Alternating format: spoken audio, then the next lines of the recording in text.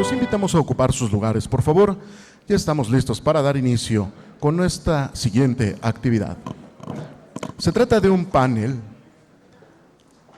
Lleva por título Ciberdelincuencia y ciberseguridad en el esquema normativo legal del Estado de México. Este panel se encuentra integrado por diversas personalidades especializadas en la materia. Para presentarnos a nuestros panelistas, queda y hace uso de la palabra el licenciado Moisés Israel Calvo Gallegos, oficial de protección de datos personales del Poder Judicial del Estado de México. Adelante, licenciado.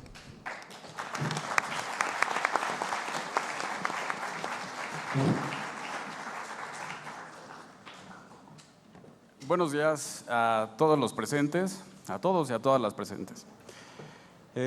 Únicamente hago referencia en un inicio a la mecánica para el registro de asistencia. Les recuerdo, en la entrada hay un código QR en el cual pueden registrarse, y para quienes nos siguen en línea a través del módulo se habilitó también un apartado en el que únicamente requieren ingresar su folio y su correo electrónico para registrar su asistencia del día.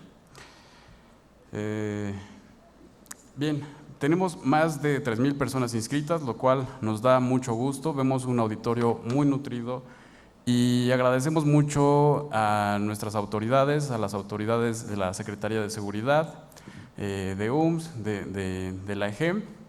Espero no estar omitiendo a alguna de las instituciones. Ha sido un esfuerzo que ha sido resultado de una coordinación de todas estas instituciones. De igual manera, vamos a estar circulando algunas papeletas para que puedan ustedes realizar alguna pregunta y ya las estaremos dirigiendo a nuestros panelistas. Bien, hoy nos encontramos reunidos para abordar un tema de gran relevancia en nuestra sociedad actual: la ciberdelincuencia y la ciberseguridad en el esquema normativo legal del Estado de México. En un mundo cada vez más conectado, donde la tecnología desempeña un papel fundamental en nuestras vidas, es necesario comprender los desafíos que enfrentamos y cómo el marco legal puede protegernos y combatir estas amenazas. Para guiarnos en este panel, contamos con la participación de destacados expertos en el campo y permítanme presentarlos. En primer lugar, tenemos al doctor Raúl Eduardo García Víquez. Es un reconocido experto como periodista, maestro y doctor en Derecho, con especialización en ciberdelincuencia y ciberseguridad. Posee los títulos de doctor y máster en Derecho otorgados por la Universidad de Sevilla, España. Cuenta con estancias en el Instituto Max Planck de Friburgo de Brisgovia, Alemania. Cuenta con distintas publicaciones, entre las que se encuentra el libro Ciberdelitos, Empresa, Persona, Bitcoin y Protección de Datos Personales. Su vasto conocimiento en la materia y su experiencia académica y profesional lo convierten en un referente en el ámbito legal.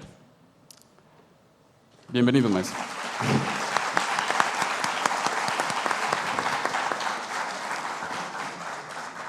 En segundo lugar, nos complace contar con la presencia del maestro Edgar Martínez Medina, quien ostenta el cargo de Coordinador General de Investigación y Análisis de la Fiscalía General de Justicia del Estado de México. Con una amplia trayectoria… Sí, adelante. Perdón.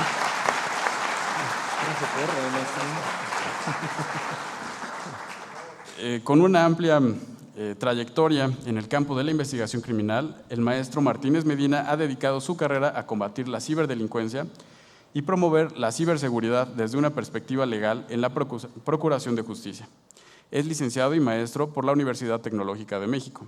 Cuenta con diversos estudios, entre los que se encuentra la aplicación del análisis de información criminal, curso de inteligencia mediante sistemas y equipos avanzados de rastreo, en inteligencia policíaca y distintas certificaciones, como la de operador Spylight System Operators Course, expedido por Bluebird Aerosystems. Su experiencia y práctica y conocimientos especializados serán de gran valor para nuestra discusión. En tercer lugar, tenemos al doctor Manuel Montes de Oca Colín, quien es un destacado académico de la Escuela Judicial del Estado de México. Es licenciado en Derecho con felicitación especial por escrito por la Universidad Autónoma del Estado de México, maestro en Derecho y Justicia Constitucional por la Universidad Autónoma del Estado de México, es doctor en Derecho Parlamentario con mención honorífica por la Universidad Autónoma del Estado de México, es doctor en Derecho Procesal Constitucional con mención honorífica por el Colegio de Estudios Jurídicos de México, doctor en Ciencias Penales con excelencia académica por la Universidad Tepantlato, Campus Ciudad de México. Y bien, toda su vida la ha dedicado al litigio y a la docencia, siendo abogado postulante y fundador de la firma Jurídico Asesoría, prestando sus servicios profesionales y brindando asesoría, asistencia y representación legal en toda la República Mexicana. Actualmente se encuentra realizando su cuarto estudio doctoral, doctorado en Derecho Familiar, en la Universidad Tepantlato, Campus Ciudad de México. Su experiencia en el ámbito académico y su comprensión profunda de los aspectos legales y judiciales relacionados con este tema lo convierten en un valioso recurso para nuestro panel. Bienvenido.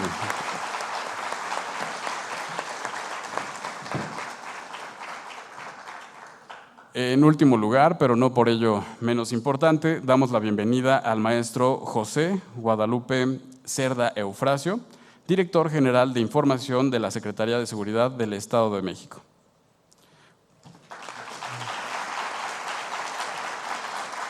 Con una amplia experiencia en el campo de la seguridad informática, el maestro Cerda Eufrasio ha trabajado incansablemente para salvaguardar los sistemas y los datos en el ámbito estatal.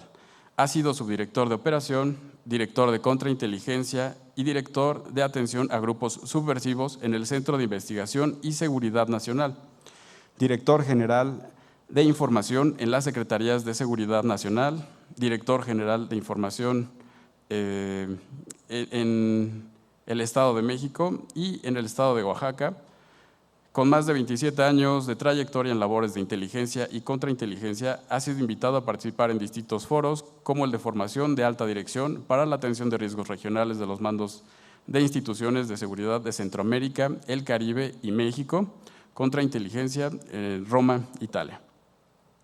Su conocimiento en el ámbito de la ciberseguridad, así como su perspectiva desde el sector público, enriquecerán nuestra discusión. Bienvenidos a todos los panelistas. Sin más preámbulos, damos inicio a este panel y agradecemos a nuestros panelistas por su presencia y su disposición para compartir sus conocimientos con nosotros. Bienvenidos y muchas gracias. Iniciamos este panel con la siguiente pregunta que va dirigida para todos nuestros panelistas y es la siguiente: ¿cuál es la situación actual de la ciberdelincuencia en el Estado de México y cuáles son los desafíos más relevantes que enfrenta en términos de ciberseguridad? Si gustara el doctor Raúl Eduardo García Víquez, damos inicio con usted. Muy amable, primero que nada, la invitación. Muy contento de otra vez estar aquí con la gente de la Policía del Estado de México, especialmente con la Universidad Mexiquense. Agradezco mucho la invitación al secretario de Seguridad Pública, a la maestra Griselda Camacho, por supuesto, rectora de tan prestigiosa universidad que ha manejado una relevancia bastante interesante a nivel nacional y esperemos que tenga esa relevancia también igual con estos congresos o foros internacionales, que tenga esa previsión de poder hacer intercambios dentro de todos los esquemas que se puedan trabajar y por supuesto que todo ese tipo de trabajos siempre van a enriquecer las posiciones en las cuales cada uno de nosotros estamos y tenemos que irnos enrolando en este tema de actualidad. Yo, antes que de agradecer y bueno, estar con todos ustedes, sabemos que es un tema que en este momento ya no solamente es un tema de relevancia, sino es un tema en el cual estamos inmiscuidos y que realmente cada vez vemos situaciones en las cuales no son fáciles de poder cumplir las expectativas sociales en cuanto a la normativa y en sus trabajos que se tienen que ir viendo y estudiando día con día. Quiero hacer referencia, antes de todo esto, de poder empezar este trabajo, no sé qué tiempo tengo para poder disertar. 5 minutos, bueno, perfecto, para no ampliarnos mucho. En ese sentido, quiero citar, hace unos años en Sevilla tuve la oportunidad de conocer al maestro, al literato Humberto Eco, que en aquellos entonces, hace 10 años, poco más de 10 años, que él ya veía estos temas del tema de la ciberseguridad o el tema de las computadoras que probablemente nos iban a rebasar.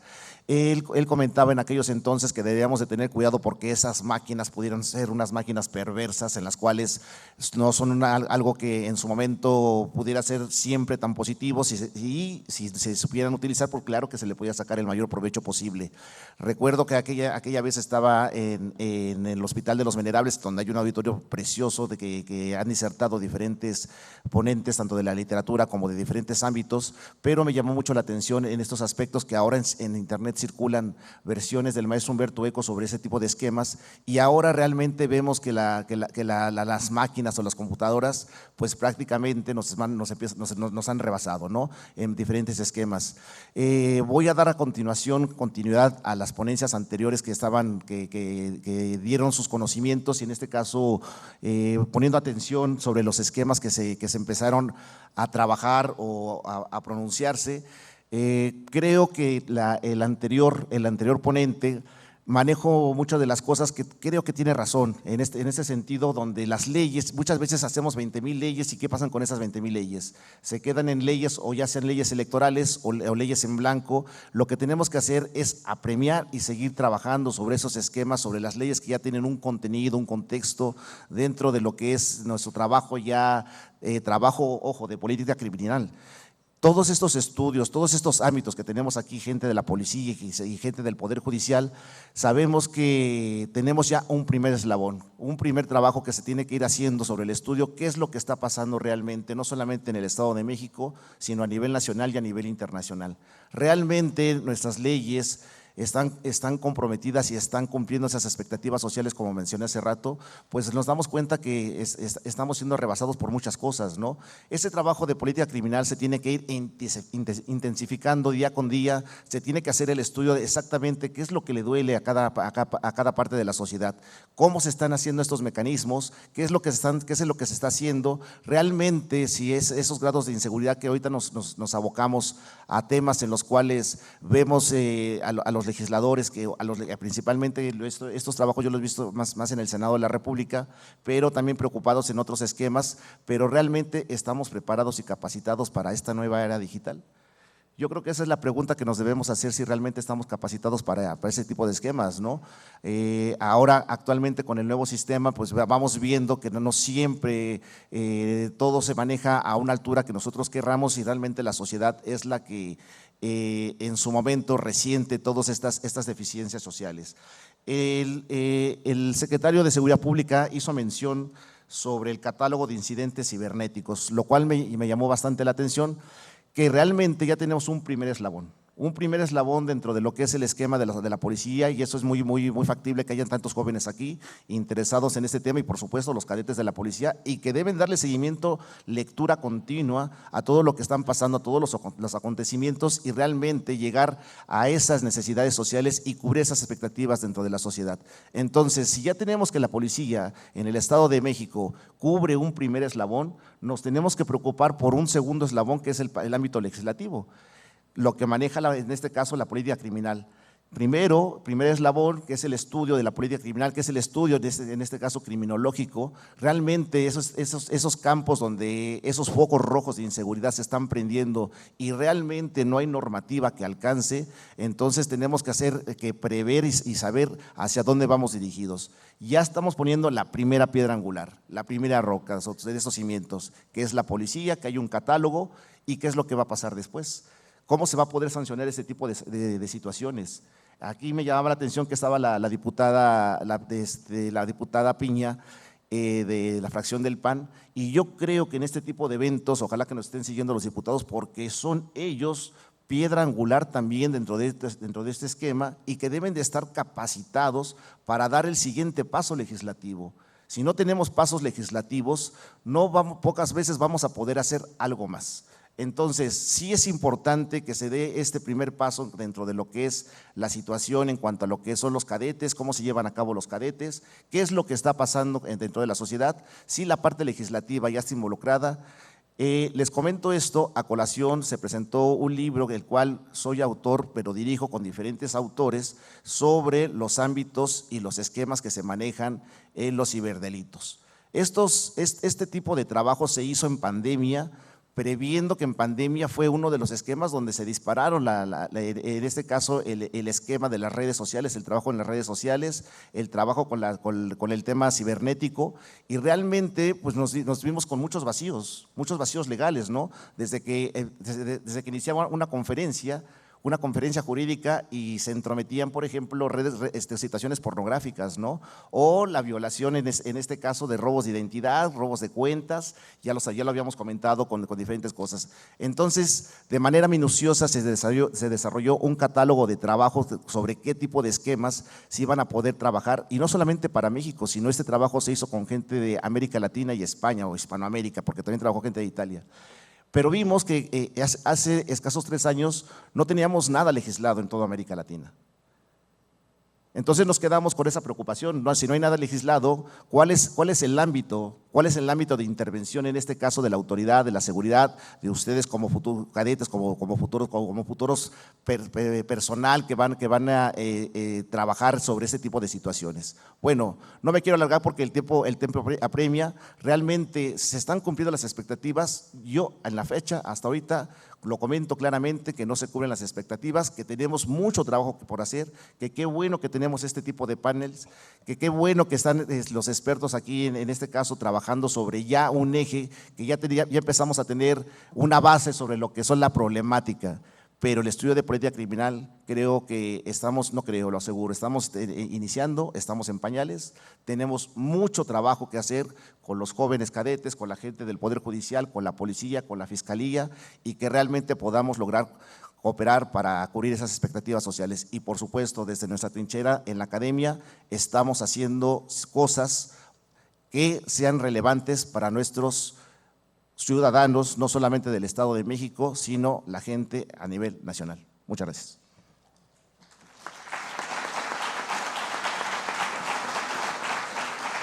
Muchas gracias, doctor Raúl. Maestro Edgar Martínez Medina, si pudiera abonar también a los comentarios.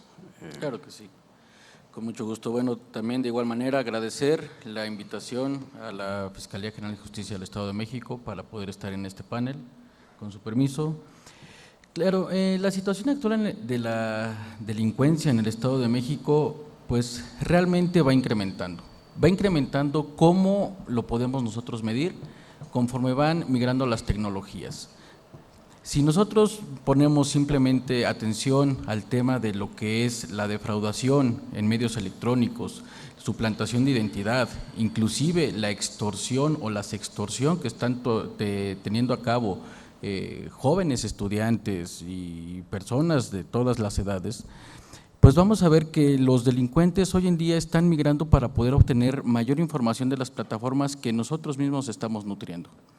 Nosotros mismos estamos cargando toda nuestra información en las plataformas como lo es Facebook, Instagram, WhatsApp inclusive, y esa información que está siendo cargada, los mismos delincuentes están siendo mutados en cómo van a poder obtener esa información para nuestro detrimento, sea un detrimento económico, sea un detrimento para un tema de extorsión o sea un detrimento para una suplantación de identidad.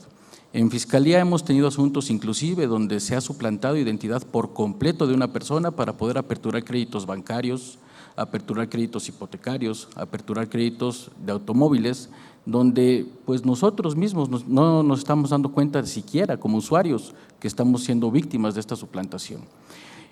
Y podemos nosotros evitar este tipo de cuestiones o este tipo de temas siendo conscientes sobre todo de qué es lo que estamos haciendo con nuestros medios electrónicos. Este tipo de suplantaciones, por dar un ejemplo, las podemos evitar simplemente bajando una aplicación que se llama Buró de Crédito.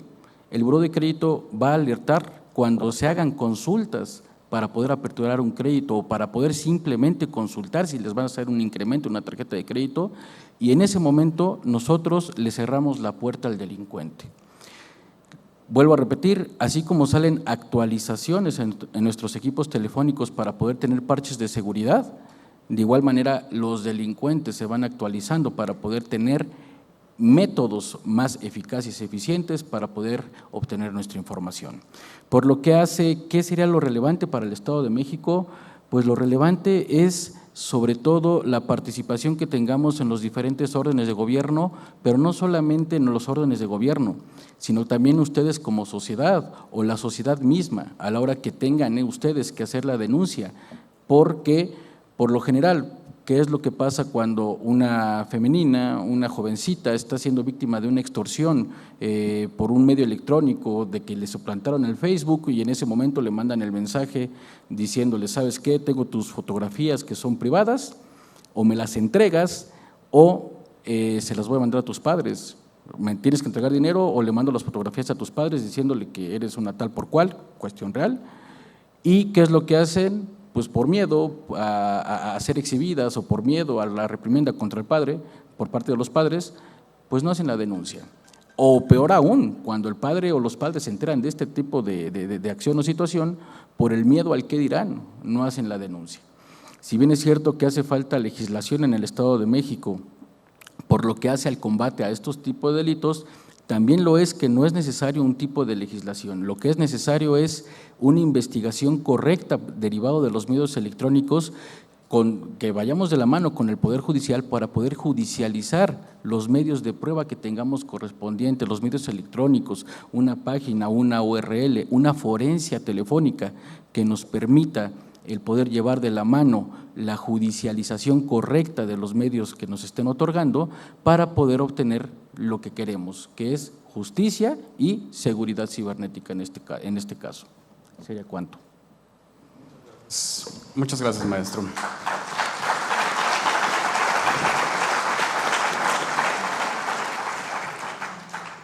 Es el turno del doctor Manuel Montes de Oca Colín. Adelante, doctor. Con su venia, señor moderador, muchísimas gracias a esta mi casa, a la Escuela Judicial, por la invitación que me hace. Saludo con afecto a todos aquellos que nos están viendo desde las redes sociales, por supuesto, el día de hoy del estudiante, a todos los cadetes que están aquí presentes, a mis alumnos de la Facultad de Derecho, de la clase de Derecho Procesal Penal, mis alumnos del Colegio de Estudios Jurídicos de México, mis alumnos de esta Escuela Judicial. Sean bienvenidos, esta es su casa. Bien, entrando en materia, estamos hablando de la situación actual de la ciberdelincuencia. Ciberdelincuencia y seguridad. Dos temas que aquejan hoy día en un mundo en el cual nos hemos adentrado a los derechos de quinta generación. El derecho a la informática, el derecho al uso de las telecomunicaciones.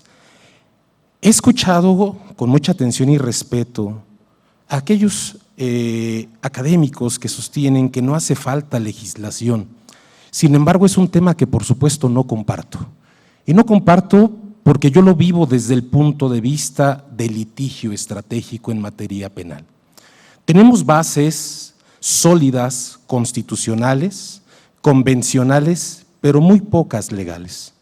Desde el enfoque del ciberespacio, de entrada podemos decir que es un mundo virtual, un mundo intangible, un mundo que incluso se ha conocido como ese mundo VUCA, por sus siglas o acróstico en inglés.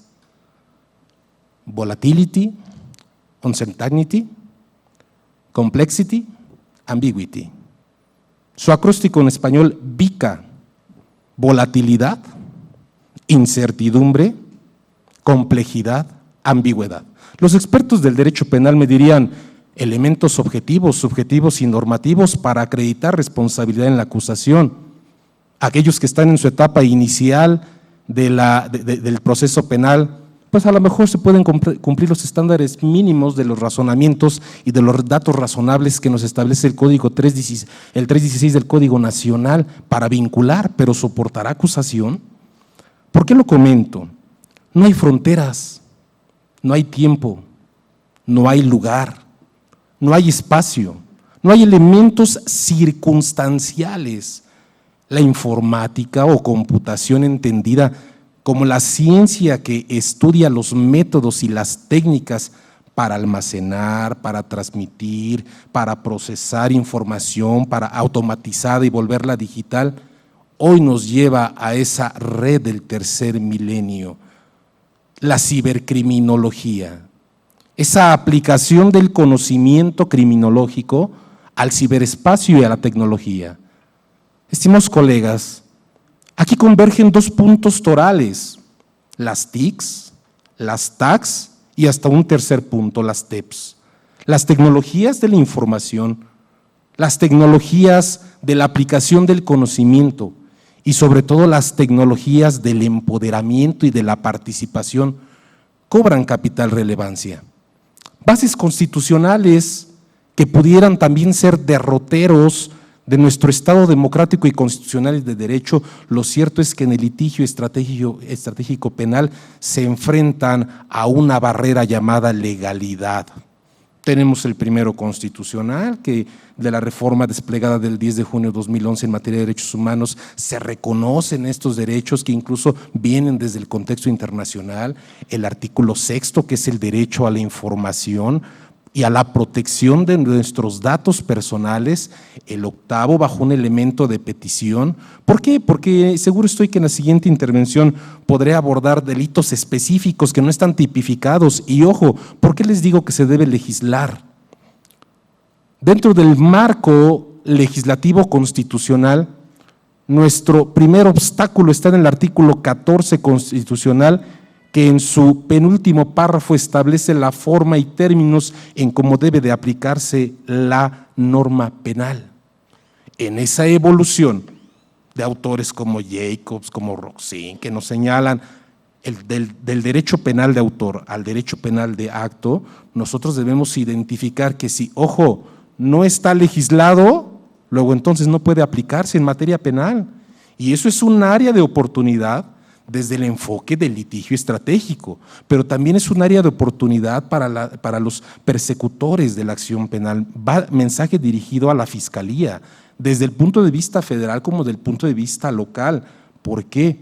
Porque precisamente aquí nos vamos a enfrentar a un tema en el cual no la pena sine lege certa est, y no podemos aplicarlo exactamente en el Estado de México. Tal vez se salva en algunos tipos penales, cuando el propio legislador mexiquense dice o por cualquier otro medio, y eso nos lleva a una interpretación amplia del tema, no solamente gramatical, literal, como nos los maneja el cuarto constitucional, pero también contextual.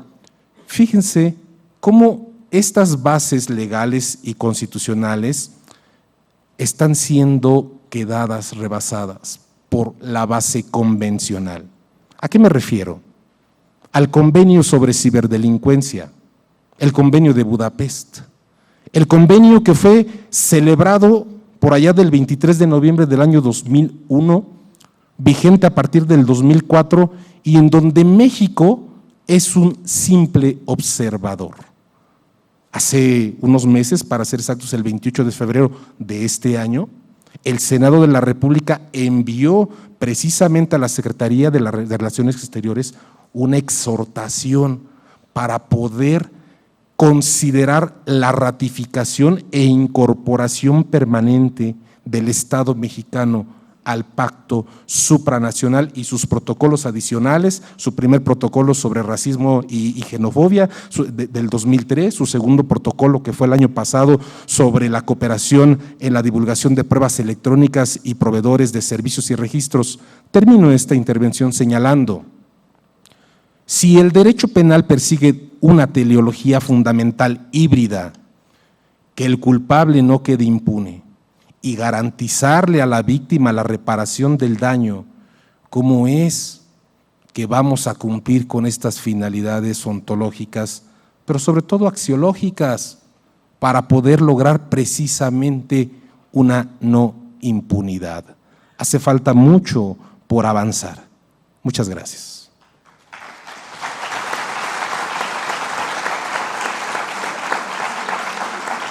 Muchas gracias, doctor Manuel Montes de Oca Colín. Maestro José Guadalupe Cerda Eufrasio, por favor.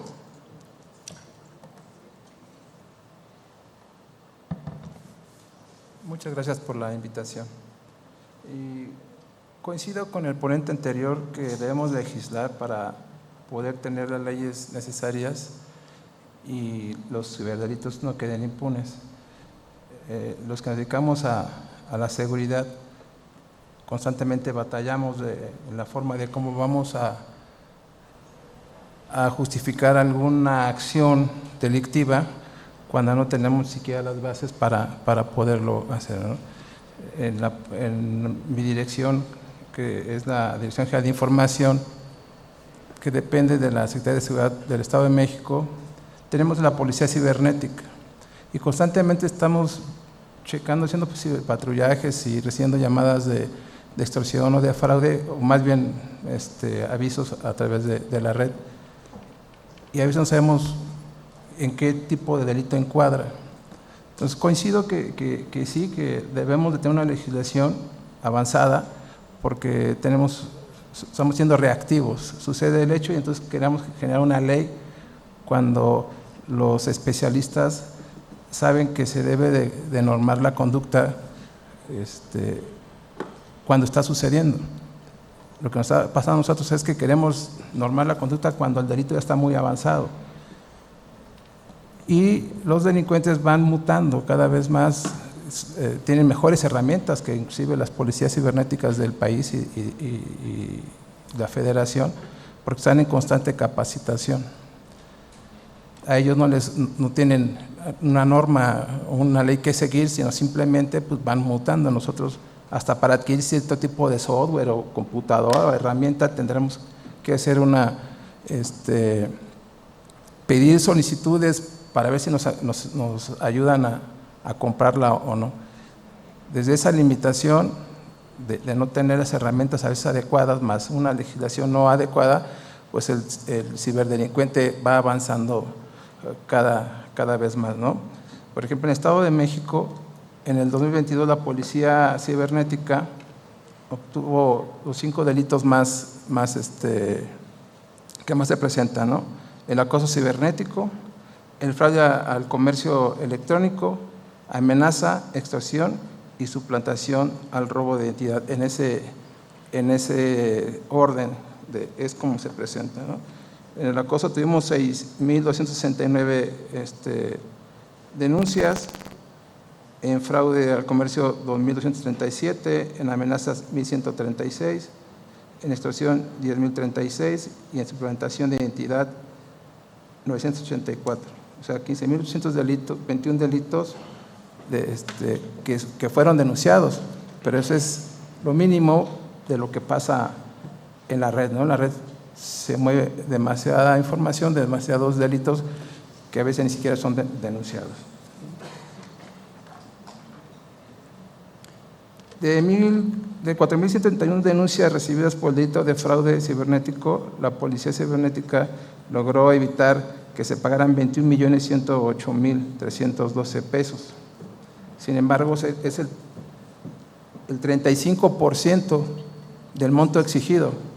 O sea, se pagó el resto, que fueron 40.370 y tantos mil pesos, que habla de una falta de cultura de la sociedad para poder saber distinguir cuándo es una extorsión y cuándo si algún familiar o él mismo está en riesgo, ¿no? Repito, coincido con los ponentes anteriores que sí debemos legislar, tener una legislación adecuada para este tipo de delitos, para protección de la ciudadanía y una educación cibernética para que todos sepamos cómo resguardar nuestros datos y poder checar las páginas que tiene la Fiscalía o la Secretaría en ese sentido para saber, tener datos de cómo pueden ser extorsionados, cómo son acosados a través del Internet para poder disminuir el número de delitos que se presentan día con día en la entidad. Muchas gracias, maestro José Guadalupe.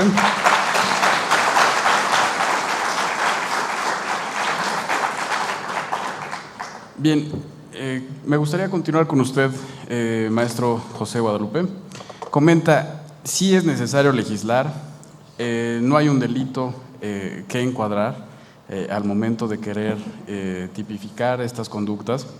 Los delincuentes están en constante capacitación y esto hace latente que existen limitaciones para hacer frente a estas conductas. ¿Qué medidas se están implementando desde el sector público en el Estado de México para fortalecer la ciberseguridad? ¿Hay un papel de colaboración entre las entidades gubernamentales y privadas? ¿Cuál es el contexto, maestro? Sí, el secretario ha ordenado a esta área y a todas las demás de la Secretaría tener una constante coordinación con los diferentes niveles de gobierno, así como el sector privado. Constantemente estamos dando capacitación a los empresarios, a escuelas, desde primaria hasta universidades, para darles la información sobre qué es la ciberseguridad, los ciberdelitos y cómo puede proteger sus datos, ¿no? Damos pláticas, asistimos a las mesas de seguridad, donde los presidentes municipales y el sector federal intercambiamos información y ahí explicamos cuál es el proceso que lleva la Policía Cibernética para educar, para prevenir y para atacar, ¿no? Tenemos el área de patrullaje cibernético, que lo que constantemente hacemos es estar buscando información en redes sobre posibles delitos. Cuando obtenemos la información, la pasamos al área de inteligencia e investigación y desarrollamos un caso que si nos da jurídicamente para operarlo, lo coordinamos con la Fiscalía y entonces es como desarrollamos o tratamos de detener ese delito. Repito, entregamos nosotros información a la Policía Cibernética de la Guardia Nacional, compartimos información con otros estados de la República, con casos exitosos.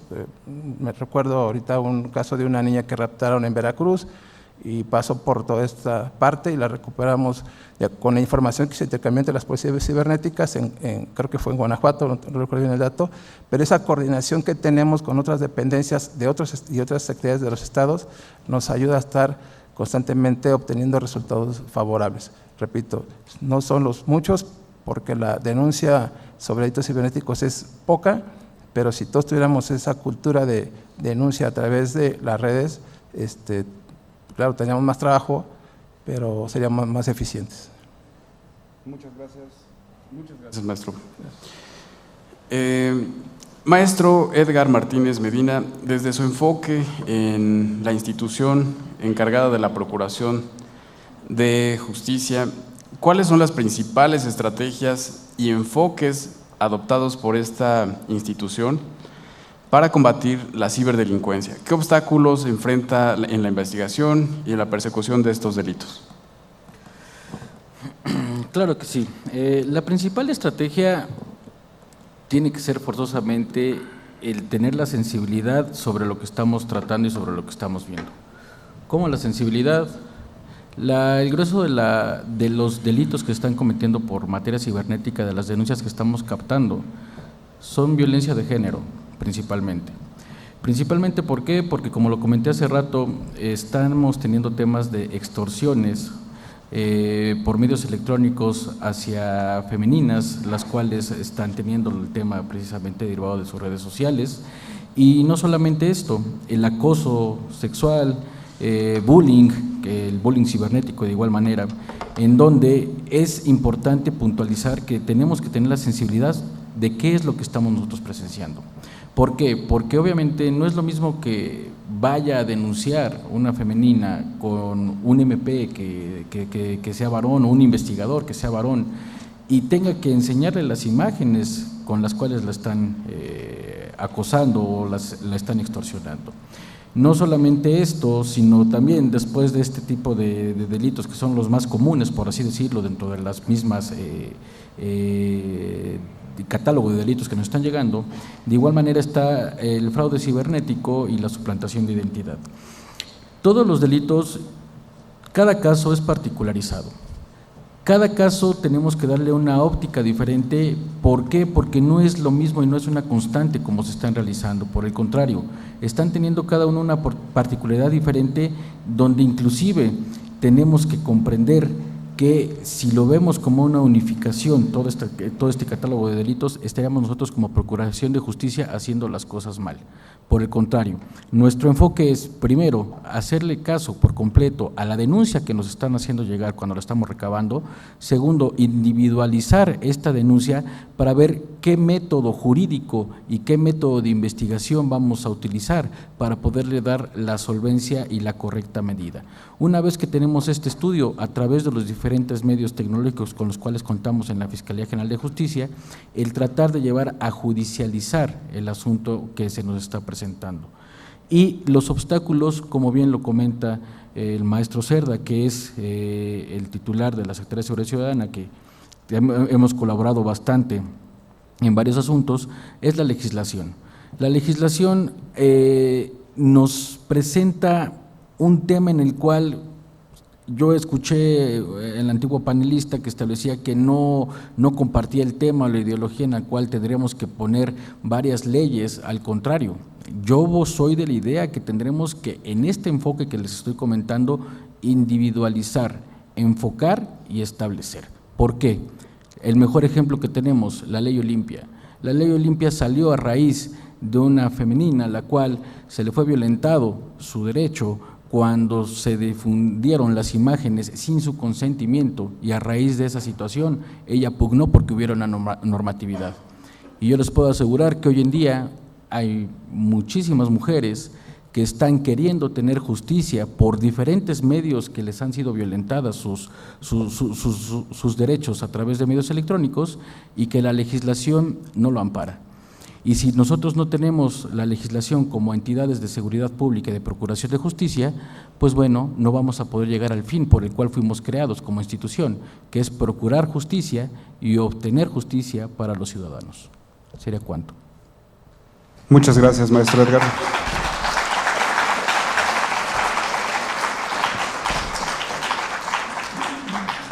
Doctor Raúl Eduardo García Víquez, desde una perspectiva legal, ¿se están adaptando las leyes y regulaciones en el Estado de México o están existiendo estos vacíos legales que abordar? Las disposiciones deben de ser abstractas para poder integrar dentro de ellas infinidad de eventos. ¿Y cuál es La situación que tenemos en el Estado de México? ¿Es factible legislarlas o bien estas tendencias nos rebasarían dado que son tan concretas en el actuar? Muchas gracias. He puesto atención de manera puntual a mis anteriores compañeros de aquí de panel. Bueno, primero que nada, quiero ver este tipo de situaciones que tenemos, la ley Olimpia, la ley Ingrid.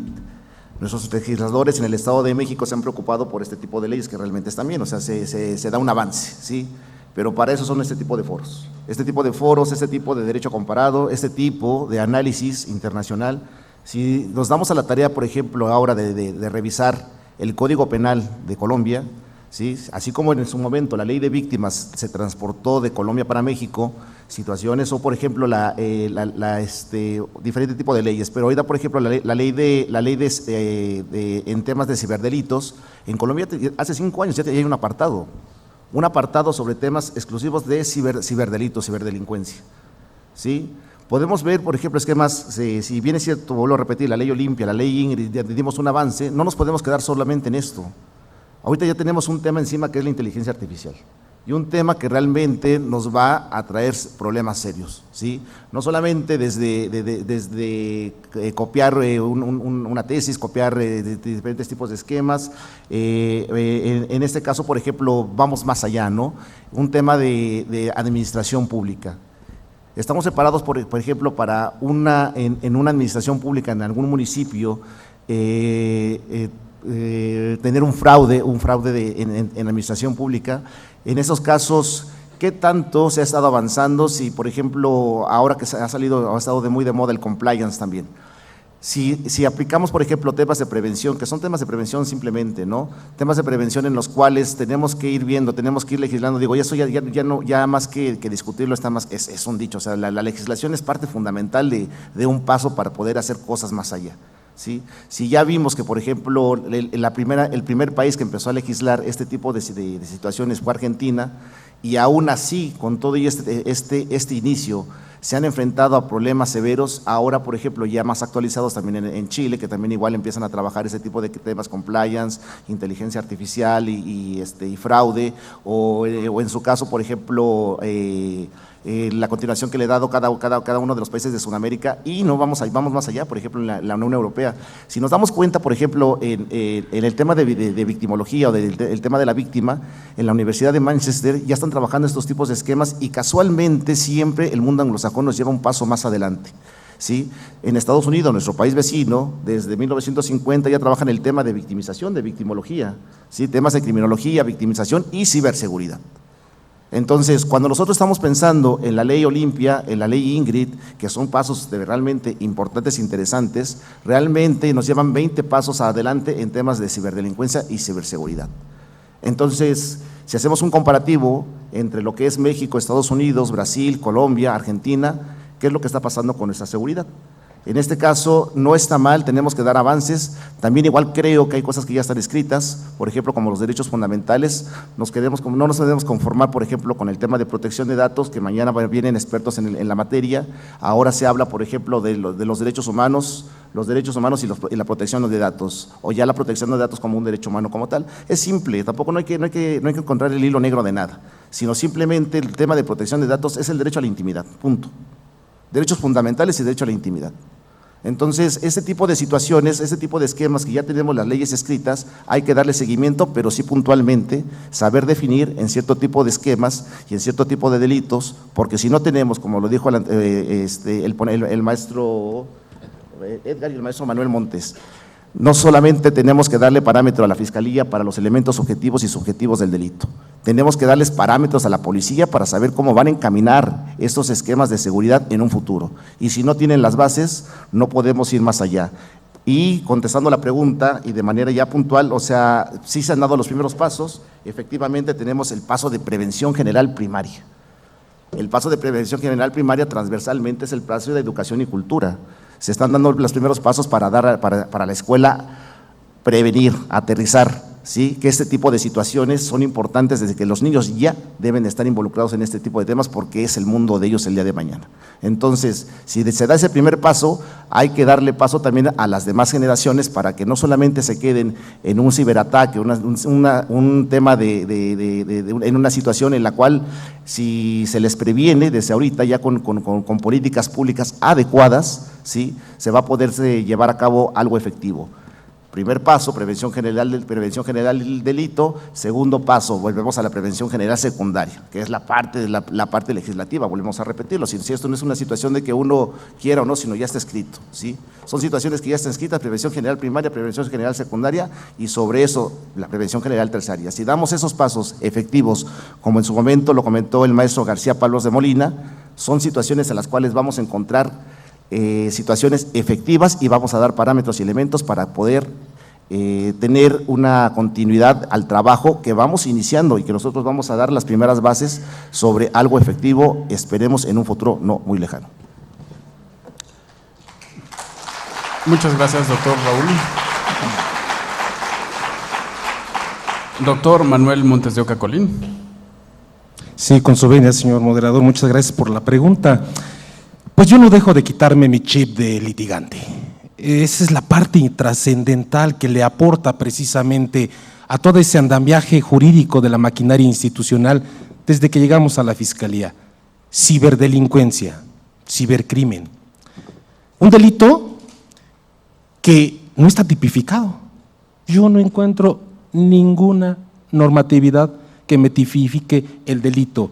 Y eso atenta en un Estado democrático, constitucional y de derecho, bajo los principios de taxatividad y sobre todo precisamente de estricto derecho, y que es la tipicidad a la luz del 14 constitucional, penúltimo párrafo que he mencionado.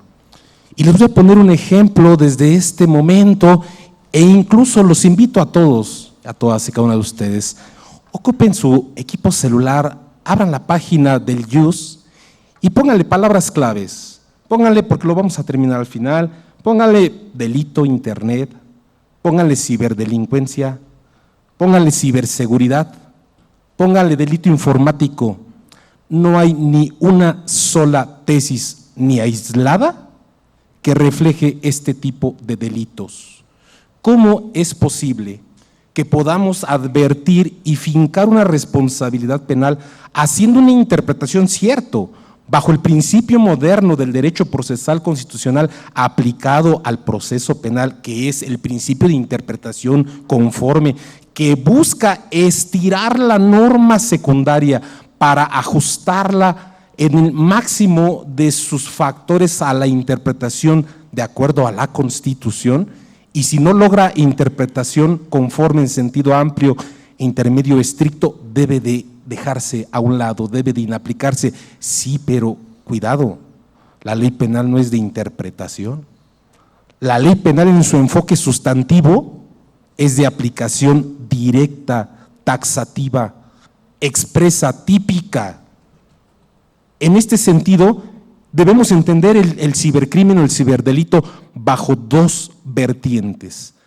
El cibercrimen como delito puro y el cibercrimen como delito de réplica o delito de contenido. La dogmática penal no me ha explicado todavía estos dos conceptos. El delito puro, que deviene del apoderamiento de un objeto llamado ordenador para realizar cualquier actividad. Y el delito de réplica o contenido, aquel que utiliza el ordenador para desplegarlo como una herramienta para cometer un crimen. La ciberdelincuencia, estimados colegas, es un crimen real con una herramienta virtual.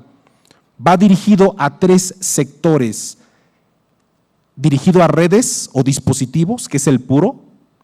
Ahí encontramos, por ejemplo, los virus, los malwares, los ataques de DDoS. Encontramos también aquellos que van dirigidos al empleo de dispositivos. ¿Para qué? Para consumar alguna conducta delictiva, un fraude, tal vez algún ataque de los contemplados sobre el desarrollo de la personalidad, artículo 204, 206, 209, 211 del Código Penal. Sí, pero el medio o instrumento influye mucho. ¿Por qué? Porque en un derecho de acto debemos atender al elemento para acreditar, a ver, forma de intervención, modo de ejecución, grado de participación. ¿Cómo se lo vamos a atribuir? ¿De qué forma? Los que estamos en el litigio saben a qué me refiero, y eso no es sencillo, pero cuando lo traemos al órgano jurisdiccional, debemos estar preparados para este debate. ¿Por qué? Porque el segundo punto, que es que se utilicen los ordenamientos, ahí se despliegan tres factores importantes, a saber, los dirigidos a la propiedad, los ataques dirigidos a lo individual y los ataques dirigidos contra el gobierno, como el grupo Guacamaya o como el sistema Pegasus, que fue violando inteligencia y que no pasó nada, absolutamente nada, generando impunidad. Esas circunstancias no pueden ser toleradas en un Estado constitucional. Primer delito cibernético, por enunciar varios: phishing, robo de identidad. ¿Dónde está tipificado el phishing? ¿Dónde está tipificado precisamente que el envío de correos electrónicos que suplantan la identidad de compañías y de entes públicos que solicitan información personal y bancaria? Si no existe ese delito, por lo tanto no se puede sancionar esa conducta, discúlpenme. Segundo delito, el criptohacking, el utilizar los ordenadores para obtener el envío de criptomonedas. ¿Cuántas veces nuestros dispositivos están sumamente calientes, están sumamente lentos?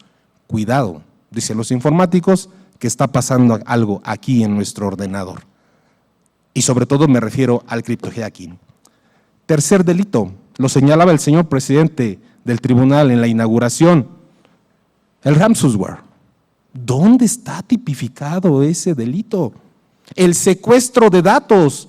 Existe el secuestro de personas, pero el secuestro de datos, ¿de qué manera se puede decir que como tipo consiste en que se restringe el acceso a determinados archivos del sistema operativo que está infectado, ¿para qué? Para pedir rescate, para liberarlos. No existe. El ciberacoso. Enviar, publicar, compartir, distribuir contenido negativo perjudicial con el pilar fundamental de humillar o de venganza.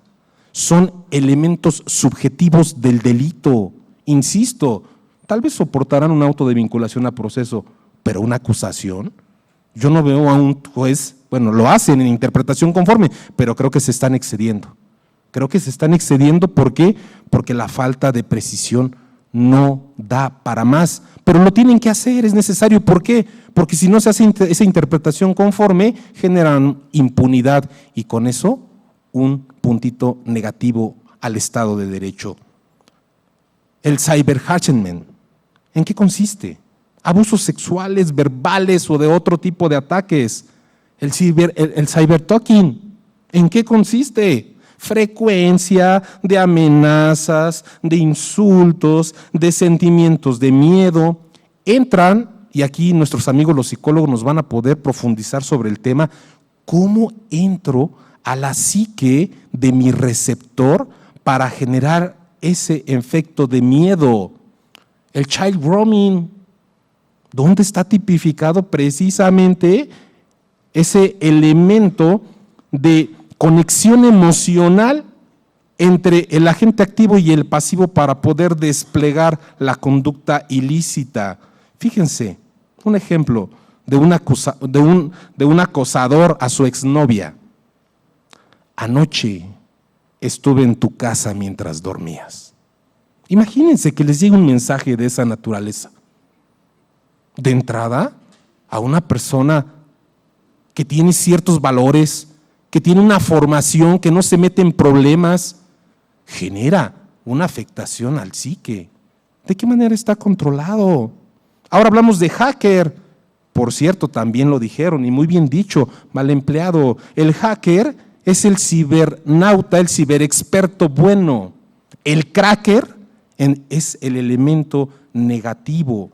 La ciberdelincuencia debe de ir en contra de los crackers. Ahora, si nos vamos a los elementos, y reitero, modo de intervención, grado de participación, forma de intervención, ¿qué tipo de hacker es? ¿De qué manera se le va a atribuir la responsabilidad? ¿Autor, coautor, codominio funcional del hecho, incitador, hostigador, encubridor? Porque si es un cracker, entonces me tiene que decir el juez, si es un cracker de sistema, y aparte, la fiscalía, en su clasificación jurídica y en la imputación o ya en la acusación, me tiene que decir si es un cracker de sistema, aquel que altera licencias, que genera copias, si es un cracker de criptografía, aquel que ataca cifrado y codificación de datos y documentos, si es un cracker breaker, que asalta medidas de seguridad, que graba conversaciones, que reprograma, si es un cracker cyberpunk, que destruye, por supuesto, trabajos ajenos, se mete a páginas y los desvirtúa, como sucedió en el caso de Chile, en el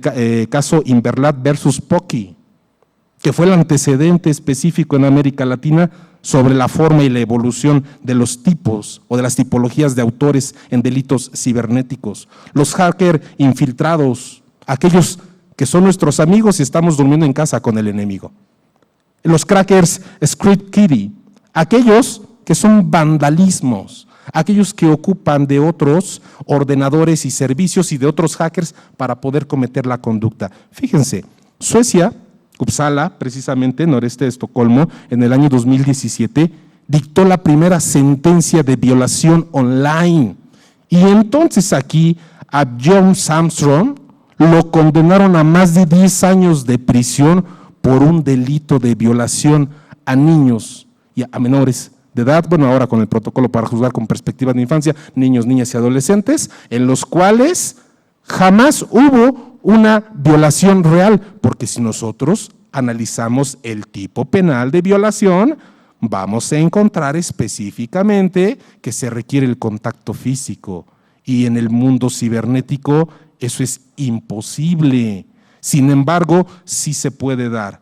Ahora, termino con esta intervención, señor moderador, realizando la siguiente pregunta. ¿Ciberespacio? ¿El ciberespacio es público? Y si lo es, díganme hasta dónde. ¿Por qué? porque también cometemos un fuerte problema de presentación de datos, de indicios o medios de prueba. Yo presento o la Policía Cibernética presenta pruebas de que se están llevando a cabo conductas ilícitas. Sí, pero si se violan las reglas del procedimiento como es, que no lo presenten las partes y en su caso de mutuo propio el fiscal agarra los ordenadores y ve qué está pasando allí, está violando la intervención de comunicaciones privadas, que eso no puede ser permitido. Comparto dos criterios, uno jurisprudencial, por supuesto, la primera sala de la Corte, si lo gustan anotar, es el registro 2002-741 y el segundo es el 2019-633, este es de colegiados, pero reitero, no se puede atentar contra el debido proceso. Finalmente, entraron al IUS, encontraron alguna jurisprudencia relacionada al delito cibernético. Lamentable. Es cuanto. Muchas gracias. Muchas gracias, doctor. Manuel Matus de Tacolín. Estamos llegando al final de este panel. Únicamente me gustaría pasar a la sección de preguntas y respuestas. Maestro Edgar Martínez Medina. Habló de bajar la aplicación de buró de crédito para evitar la suplantación. Mi pregunta va en torno al control del impacto, en este caso, del ciberdelito. Si me dan aviso a través de la app que se está iniciando un proceso de adquisición de crédito y no lo reconozco, ¿qué debo hacer? ¿Cómo se procede para detener el delito o bien disminuir el impacto? Bueno, indudablemente cuando pues cancelamos o nos damos cuenta que están haciendo un intento de suplantación de identidad a través del buró de crédito, y una vez que tenemos bloqueado a través de la aplicación, indudablemente lo primero es ir ante la Conducef. ¿Por qué? Porque ahí vamos a reportar que estamos siendo víctimas directamente de un robo de identidad, aunado de que tenemos que acudir a nuestro banco completamente para poder ver qué es lo que está sucediendo con esa cuenta. Y paralelamente iniciar la denuncia correspondiente ante la Fiscalía. Claro está, porque pues estamos siendo víctimas de un fraude a través de nuestro propio banco.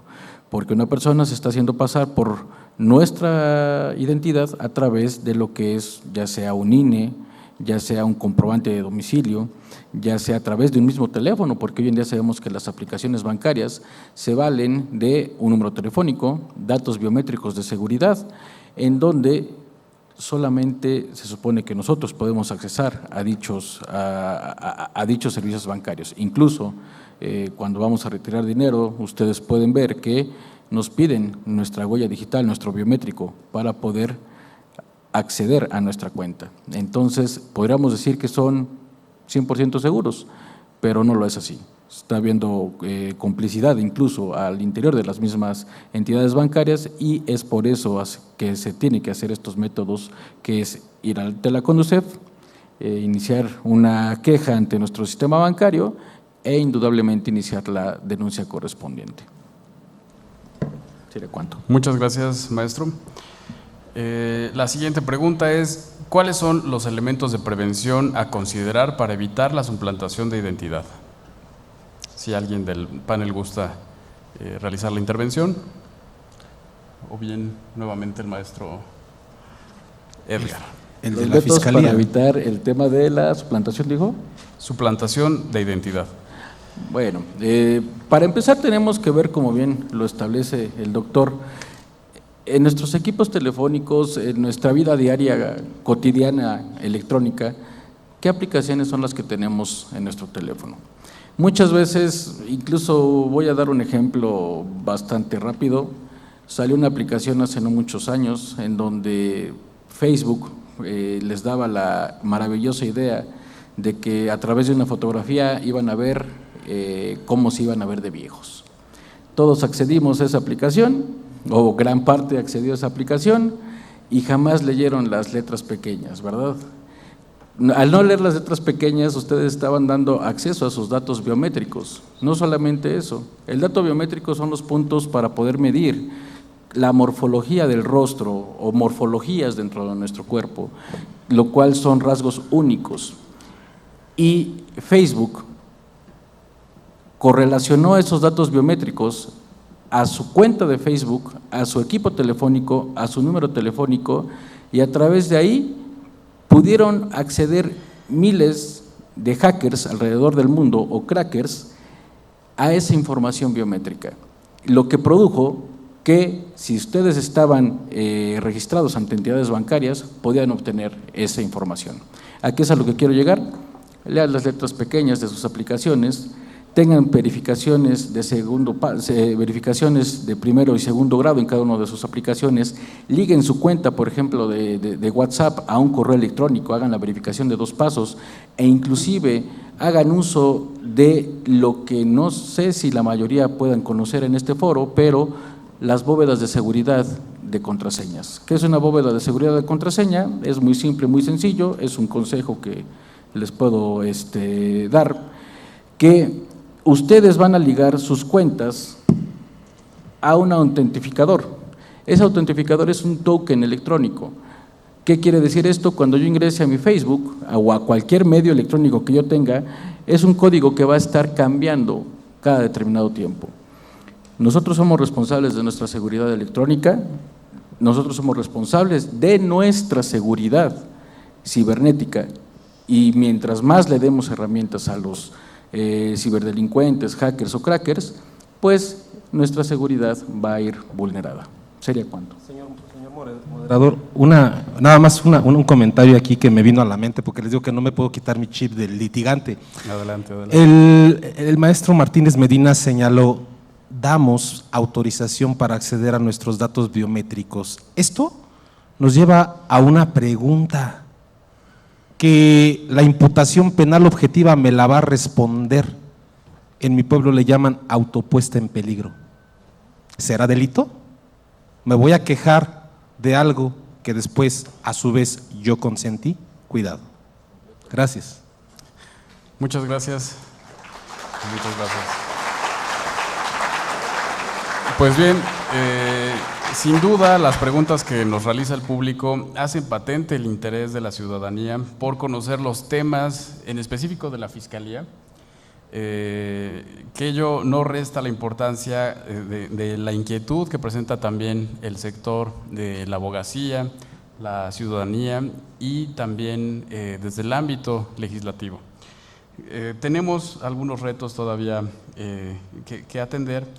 Y bueno, a mí no me resta más que agradecer a nuestros panelistas por sus valiosas intervenciones. Estamos seguros que su participación deja en el tintero importantes retos que debemos abordar y asimismo propuestas que vale la pena analizar y debatir profundamente para materializar en nuestro esquema normativo legal del Estado de México. Muchas gracias. Muchas gracias, licenciado. Muchas gracias a cada uno de nuestros panelistas en esta mesa de trabajo. El Poder Judicial del Estado de México hace entrega de un reconocimiento por su valiosa participación en este Foro Internacional de Ciberseguridad y Protección de Datos Personales. Recibe el doctor Manuel Montes de Oca Colín, académico de la Escuela Judicial del Estado de México, por su participación en este panel Ciberdelincuencia y Ciberseguridad en el Esquema Normativo Legal del Estado de México. También recibe el doctor Raúl Eduardo García Víquez, doctor y máster en Derecho por la Universidad de Sevilla, España. También recibe el maestro Edgar Martínez Medina, coordinador general de investigación y análisis de la Fiscalía General de Justicia del Estado de México, y recibe el maestro José Guadalupe Cerda Eufrasio, director general de información de la Secretaría de Seguridad del Estado de México. Les brindamos un fuerte aplauso a nuestros panelistas. También el Poder Judicial del Estado de México agradece la participación del licenciado Moisés Israel Calvo Gallegos, oficial de protección de datos personales del Poder Judicial del Estado de México, por su participación como moderador en este panel de trabajo. Muchas gracias. Y si nos regalan una sonrisa para la fotografía oficial y de recuerdo. También es necesario mencionar que se les está haciendo entrega de una colección de obras de derecho y un atlas de seguridad del Estado de México. Nuevamente un fuerte aplauso y los invitamos a tomar un receso. En la parte de afuera de este auditorio está colocado un coffee break especialmente para ustedes y en su honor. En punto de las 13:30 nos estaremos posicionando nuevamente en nuestros lugares para dar inicio con el segundo panel de trabajo. Muchas gracias y muy buenas tardes.